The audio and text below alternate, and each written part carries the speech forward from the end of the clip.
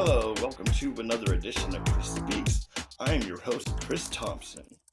As the Iran war stretches towards the 1 month mark, Press Secretary Ava Braun, oops, I didn't mean that. What I meant to say was Press Secretary Karoline Leavitt. Not much of a difference there. I mean, they're both Nazis.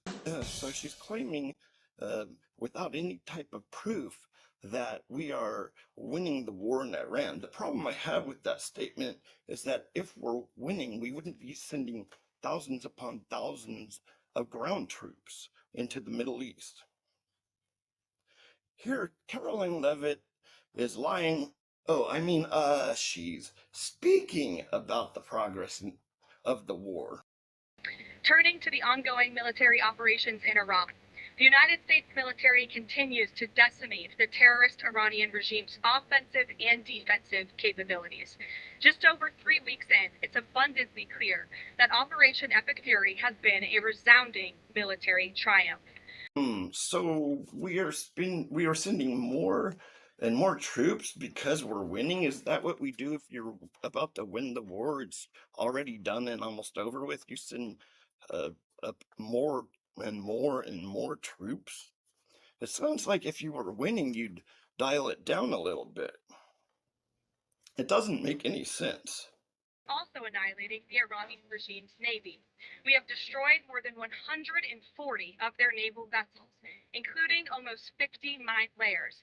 This is the largest elimination of the navy over a 3-week period since World War II. Wow, we are annihilating Iran's navy. Oh, sorry about that. That was a mistake. That was actually Iran blowing up a picture of Iran blowing up a cargo ship in the Strait of Hormuz. So I couldn't find any evidence of all this annihilation going on. But we are winning, right? From the outset, President Trump and the Department of War estimated it would take approximately 4 to 6 weeks to achieve this critical mission. 25 days in, the greatest military the world has ever known is ahead of schedule and performing exceptionally. Well, that's reassuring. I think, the war is not going to Israel or U.S.'s plan, right? This war is not going well for either country. But she said that we were winning. So what? She's not lying, is she? I mean, if the war's that bad, if the war's bad and we're not going to win it, that it's not going to turn out good for us or Israel, surely we can negotiate, right? Following President Trump's powerful threat on Saturday evening, it was made clear to the United States that Iran wanted to talk.